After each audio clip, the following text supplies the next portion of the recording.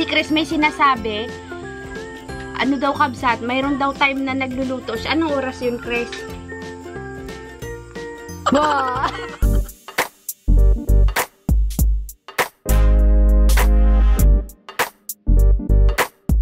Kabsat, magandang gabi! Nandito tayo sa farm at dito tayo maghahaponan. Magugulay po tayo. Ngayong gabi, ang ulam natin ay dinengdeng. Akala namin, hindi na dating si Conrad eh.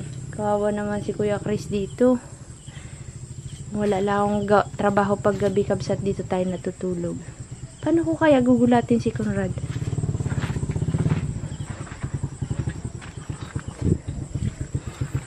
Gulatin natin si Conrad.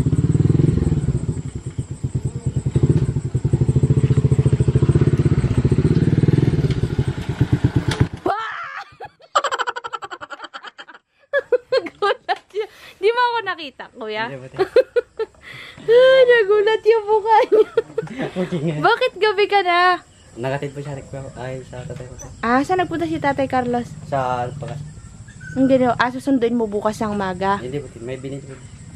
Kabsat, sika kabsat, puntahan natin. Dito po siya. Nakailang beses na po siya nang pakain ng manok. May sakit kasi yung iba, hiniwalay niya, kabsat. Yan. Anong nangyari, de? Tuka pa rin ang tuka, hindi pa pakainin mo. Para tumaba, ano? Nandyan na sila. Tingin ko nga. Awato mo ka. Tuka lang, tuka. Ayun. Aha, aha. Mga lalaki yan nandiyan sa baba. Sana yung mga girls nasa taas. Nakahiwalay pala yung mga girls. Takaon, lalaki na, oh. So, kung hindi lang namatay yung iba, ang dami niyan din, oh. Wala, hindi maiwasan, kabsat, yung mga peste-peste ay. Ganun talaga. Yung mga nandyan, wala na. Wala na sila. Malalaki na yun nandun. Puro na yun. Yung matatanda. Kabsat, wala tayong magawa sa bahay. Kaya. Ayun na tayong kubo dito, ah. Kaya nga, gusto ko na dito, kabsat, tumira. Malamig. Ang init sa bayan. Alam niyo po ba kaninang umaga? Kagabi, hanggang kaninang umaga, 2 electric fan nakatutok. Ay, grabe pa rin talaga yung init. Sabi ko, Roy, dito na lang tayo magtira sa, sa farm. Anong napanalunan mo, Conrad? Magluluto na ang gulay, kabsat. Hindi po kaya kabunti ako na sali. Kailan ka sumali? Overage ka? Ba't ka naman overage? Estudyante ka. Pati ako na rin Sabihin mo, kalit-lit ko nga, bibi pa ako ka mo, ah. Kabsat, agluto tayo pa, eh. Si Chris kasi ayaw mag-aral, kaya hindi mo alam ang nangyayari sa mundo. Alam mo rin ba? Alam niya rin ba?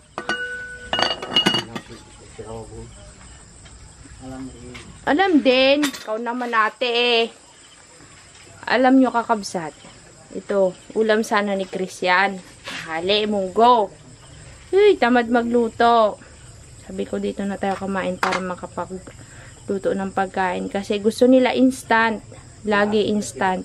Kakabsat, nag-uusap-usap po kami kasi nga mayroong schedule ng pamago kila Tay Carlos, kila Lolo dahil sa naani na po yung mga tanim nilang palay. Ngayon po, every time na makakaani sila ng maganda, mayroon talagang nagaganap na pamago, yan, nagkukwentuhan kami. Kaya ang mangyayari nun, isang gabi na lang tayo, wala na tayong kinabukasan. Mag-i-start tayo ng hapon hanggang magdamag doon sa kila Tay Carlos. Kaya doon, parang fiesta yun, kakabsat. Gabi nagaganapin lahat, pati yung kainan. Hindi kagaya nung nakaraan na kinabukasan may lutuan pa, medyo pagod, kabsat, hindi kaya ng katawan. Kaya pagsasamahin namin sa isang araw lang, sa gabi, magdamag, yung kainan, merienda, pamago, tsaka yung mga, syempre, kasiyahan, ganyan. Sa mga kakabsat po natin na hindi pa nakapanood ng pamago, mayroon po kaming vlog last year na. First year natin na pamago. First year pamago. Unang pamago natin. Mayroon po tayong vlog noon na 2 beses kasi siya, isang magdamag at saka isang kinabukasan. Ngayon po, ang gagawin natin, ngayong year na to, isang gabi, sa isang gabi natin siya gagawin. Para po siyang fiesta ng mga katutubo. Pag sasalo-salo, tapos kasama yung main event ng pamago, yung pagbabayo ng mga palay ng maramihan. Thanksgiving na nga, ano? Parang Thanksgiving. Pasasalamat sa magandang ani. Pamilya po nila Tay Carlos ni na Conrad yung nagpasimula ng pamago sa Turawan. Yung parang talagang may salo-salo, tapos parang fiesta, ganyan. Para hindi mawala yung kultura nila. No? Oo, kultura nyo na yun, no, Conrad? Mga kabsat, abangan natin yung pamago. Magabahag ka? Imbitahan mo sila. Magabahag ka? Hindi na puti. Mga kapsat, kung gusto nyo pumunta, iimbitahan po kayo sa pamago namin. Parito. Second year na. Pangalawang pamago. Ewan lang kung maganda. Maganda yan. Basta masaya, maganda. Huwag mag-aaway. Makabsat. Luto na tayo ng hapunan. Kuya, doon si tatay ba may... Oh, Ano ba yung niluluto mo, kabsat? pakbet na ang ilokano. Naku, baka malagyan ng kulisan. Ha? Sabi nga, bakit lang at hindi ko naman. Hindi ko ako sabi ko. Ano? Ano? Bakit daw? Ano? Hindi nga makapunas yan. Yung calendar ko. Oh. Ano naman, gawin nila dito. Oh. Hindi nasira yung bagong. Tira mo, baka may mainit na tubig. Ha? Wala po itong pala bagistro. Wala. Wala po. Yung ano, ano nga, yung kulay pula ang dahon, ay ang bunga, yung kagaya ng nakuha natin sa may iba nakaraan. Lagyan na natin ng sabay. Sarap. Yan, isa pa. Gusto mo yan, de? Oo, sarap yan. Gulay. Ilang araw na ako nagtatakang maggulay. Yung Baka naman pwede magpakok yan. magpakok, pwede naman. Kasi yung hinarvest nating gulay, kay nanay po yun binigay ko. Kaya hindi kami nakapaggulay ni Kabsot kagabi. Ang kinain namin, pritong itlog. Grace, naubos mo yung dala ko? Yung ano, te? Yung... Masarap, Jay. Uy, yan. Baka naglilina. Ito, Kabsat. Ang problema, oh.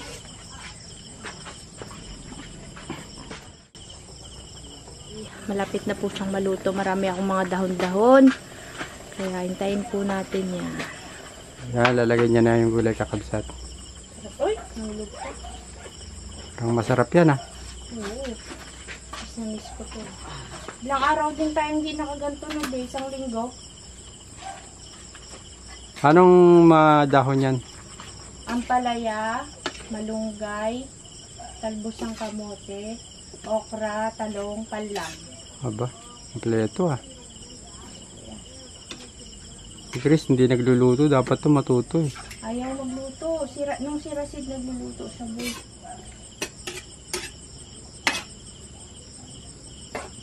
Tanggalin ko na yan, kaya may ilaw. Kasi dito sila lumalapit. Yan. Diningdong. Na may daeng. Yan, kakain na po. Parang masarap yan, di ah. Siyempre. Oh, tapon na yung sabaw. Hindi yan, ganyan lang yan, oh. Nakaw, may kulisa, mga kakabsot. Ano?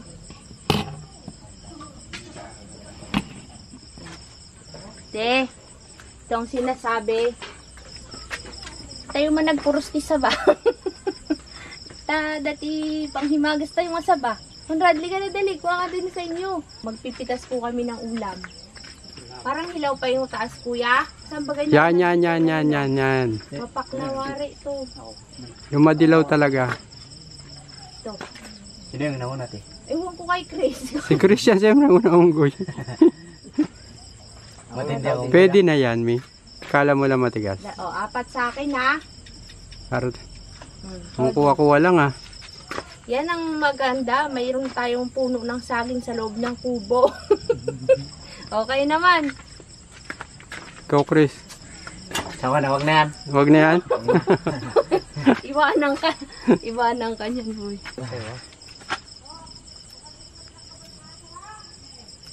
Oh, ikaw din, Chris. Ilan kinuha mo, kuya? Nasaan? Maganda yan? Aba? Hilog na, eh. Oo Sobra nga. na, kuya. Oo nga eh. 3 kay Conrad. Ilan kaya kay Chris? Sa kanya, mamaya titirahin niya mamayang gabi. Kasi dalawa lang kunin yan. Pagtingin ko kanina pagdating ay, yun ang kinain niya. Tayo na, kain na tayo. Chris, huwag mong kalimutan dilinisin niya. Patayin ko muna to ha. Bagong yung kakainin.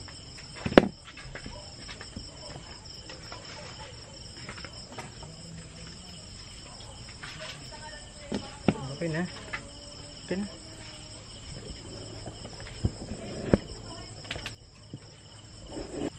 Kabsat kain. Kabsat. Kain tayo. Anong ulam nyo ngayon kakabsat? Conrad, kwento ka nga ng mga pangyayari. Wala karanasan. Anong karanasan? Ano daw? Parang may tao.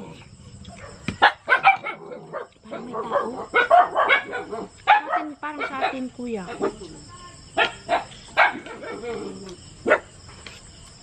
Parang sa atin. Kailang gabi, te. Oh, Dito. Mm. Pero kung sa kabila yung naglasan. meron na namang mumo. May multo na naman? Ano? Yan, te. Sa may tabing CR? Yung lupa ba, parang gilid. Nagatunog ba? Baka naman aso. Yung aso, te, nagataon. E di aso din. Tinatahulan nila baka naligaw na mga aso. Pero, May aso sa kabila, di ba? Tinatakot. Diyan may tao. Siya? Sabi niya siya. Alam nyo boy, ako, tsaka si kuya mo, madaling makaramdam. Dito wala. Dito wala. Wala, kasi hindi kami abutin ng gabi dito ng ganito. Meron. Wala. Bakit? Diyan po kaya ako nagatulog. Mm. Tatlo po kami. Nino? Araw po ka. Si Antel, si Rasil. Oh. Tapos ako. Oh. Ay, si Sammy pala. Wala pa si Rasil. Mm. Diyan po kaya. Ah. Nakaano po ako. Nakadapa ba ka? Ganyan. Mm. Tulog ako. Pagbalingling ko ganyan, nakatulog pa eh. Hmm. May umaganyan po sa akin ka. Umaganyan po. Bumubuhat. Parang Dumadagan? Opo kuya. Nababangungot ka, luko-luko. Hindi yun Sanda po multo. tigaling te. Nasa lagi. Sa lagi. Bumay. Wala. Ang bangungot, talagang nangyayari yan sa natutulog, hindi yung minumulto. Nangyayari yan sa akin sa bahay. Kuya mo, giligising ako, si umiiyak ako. Yung bangungot kabsat, sinisisi nila sa multo. Wala. Yang nga na yan. Mm. Minsan doon na. Meron lang kasing Hindi, kakabsat kasi, meron. doon. Tapos doon naman. Kakabsat, meron po kasi silang Gabi-gabi na kinakatakutan. May multo daw dito sa farm. Mayroon daw ng babato. Kwentuhin mo nga, Chris. Si Chris may sinasabi, ano daw kabsat, mayroon daw time na nagluluto siya. Anong oras yun, Chris? Mga alas 10 na te. Alas 10? Lampas na te. Binato ka? Baka naman, ano mo lang, may nag-trip lang sa inyo. Na ano? Yung bato te. Nagtama doon sa pagkainan ng aso. Nakita ko bato te. Hindi na yung mga sinasabi mo. Bato talaga.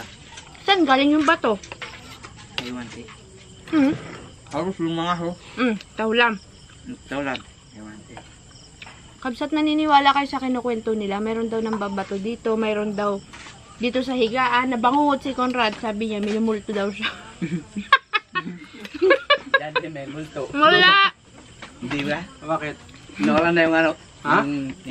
Ininga ko. Hindi na natuwa. May ulam pa daw. Kainin nyo yan.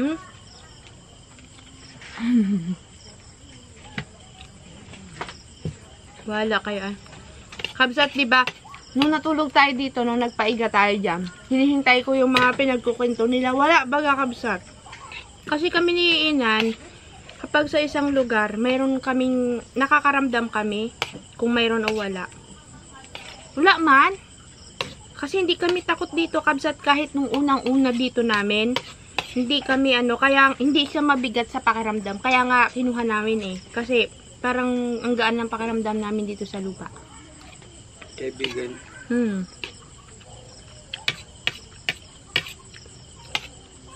Yun nga lang, walang tumatagal. Sana tumagal si Chris. Pinaanto. Ano pa? Kwento nyo. Yun lang. Dito daw sa bakod sa tabi ng CR, may naglalakad daw. Tungkol lang mo to. Baka si Bruno yun? Bruno, nasa loob na siya. Nasa loob na siya. Tandaan nyo, pag may multo, mag-aalulong. Paggabi na, kasi Bruno sa loob na siya. Tapos yung si, ano naman siya, yung babae doon. Kamay timba.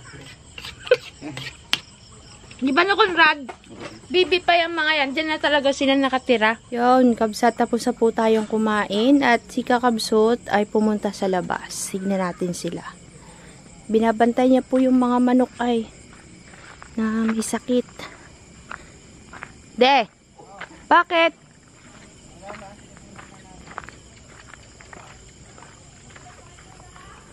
Hindi na tayo, kabsat.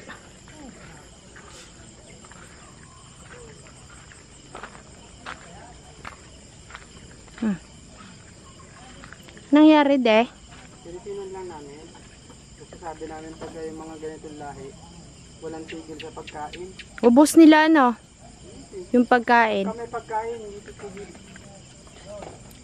De, kamusta na yung may sakit na isa? Ano yung isa? Yung hiniwalay nyo? 3 yung niwalay namin, nandun pa rin. Buhay pa? Oo naman. Ay, salamat sa Diyos. Yung nakaraan, kabsat, nagkukutol. Yung nanghihina na tinabi nila na 3, hiniwalay nila. Sa awa ng Diyos, kabsat, buhay. Medyo nagpapalakas pa po. Pero yung mga iba dati, namatay, kabsat. Yan, na-save nila. Lahat-lahat. Naagad kasi ng gamot. Nung kasing time na yun, kabsat, naalala nung may sakit si Kakabsot, hindi siya makaano dito, makatagal. Umuwi kami sa bahay. Hindi naalagaan ng mabuti yung manok. Kaya yan. Tayo na, De. Gabi na. Tayo na. Tayo na. Karasubli siya dito, Kakabsat, sa loob ng manukan. Sarado na. Tayo na, guys. Gusto ko magkaroon ng kubo dito, kabsat. Ang sarap dito sa gabi. Tsaka sa hapon. Malamig. Pag sa bayan, dahil malapit nga po tayo sa dagat, talaga mainit. Sarap dito. Pag gabi. Tahimik yan. Naririnig nyo naman po, kabsat. Wala kang maririnig ng mga motor na naghaharurutan. Mga truck. Mga nagabusi-busina. Walay. Ang maririnig nyo lang po ay yung kagaya nyan. Yung mga kulisap.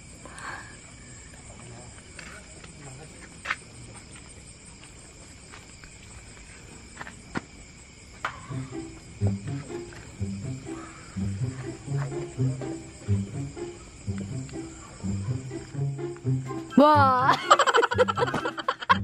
Nagulat ka, De. Baka pag ikaw binulat ko, magsisigaw ka dyan. Yung mukha niya, boy. Ay, kala ko nakita niya na ako. Tayo na. Yung kape? Tinabi ko na.